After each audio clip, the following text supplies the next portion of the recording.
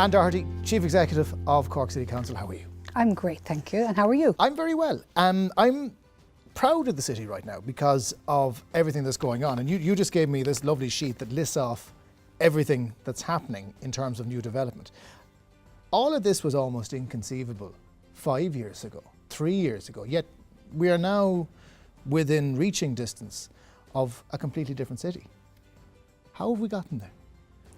It's probably a mixture of different things. I think we've all been through the worst recession that all of our living memories, so we don't need to revisit that.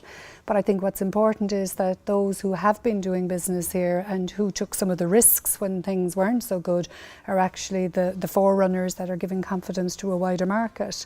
There's new companies every day are interested in Cork, but equally those who have been here for a long time are also expanding. So I think it's a double-edged confidence, which is really important.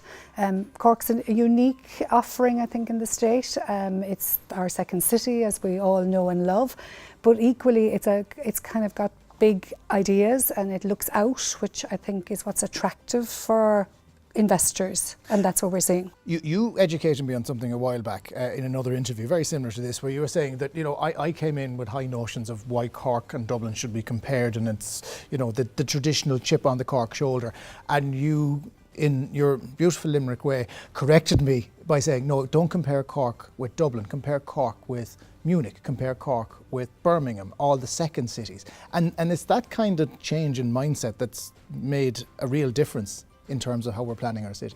Yes, I mean, we're not the capital city. We actually don't want to be the capital city. I don't go that far.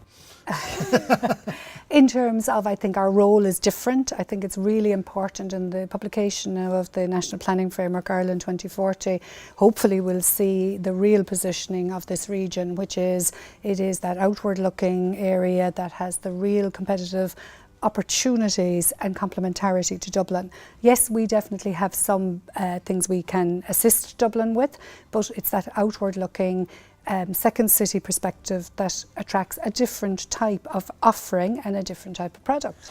When you hear stories like the Capitol building, filling up, and One Albert Quay filling up, and Navigation Square almost selling off the plans, I mean, does that give you confidence that we've made the right decisions?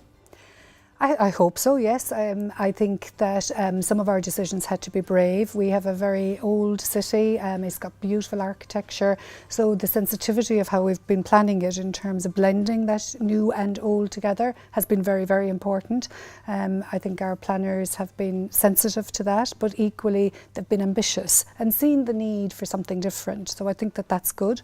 I think seeing the new buildings going up is a very proud moment for each and every one of us, and seeing the confidence that not alone is the capital filling up, but that actually a third-party investor sees that it's where they should put their money. I think that in itself is a huge message. And all of these positive signs coming together, I mean, as the Chief Executive of the Council, so in other words the oversight body, the charged with all the responsibility of local government, I mean, how do you categorise where Cork is right now? I mean, are we on the cusp? Have we started a journey? Are we nearly there? Where are we in terms of reaching Cork's potential?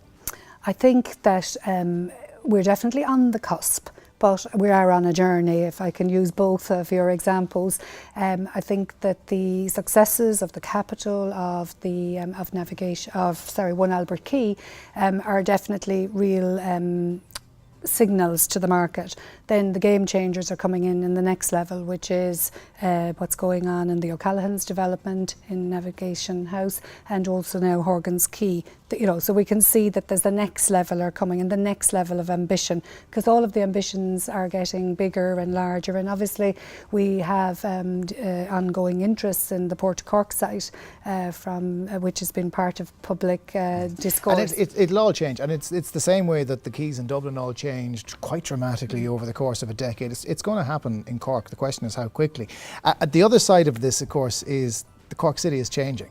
It's been a long, protracted process, and I know we're not there yet, but the city is going to be reflective of the actual city, as opposed to a line that was drawn in a previous century. I mean, is that a good thing, that we're finally going to get resolution at some point on the boundary issue?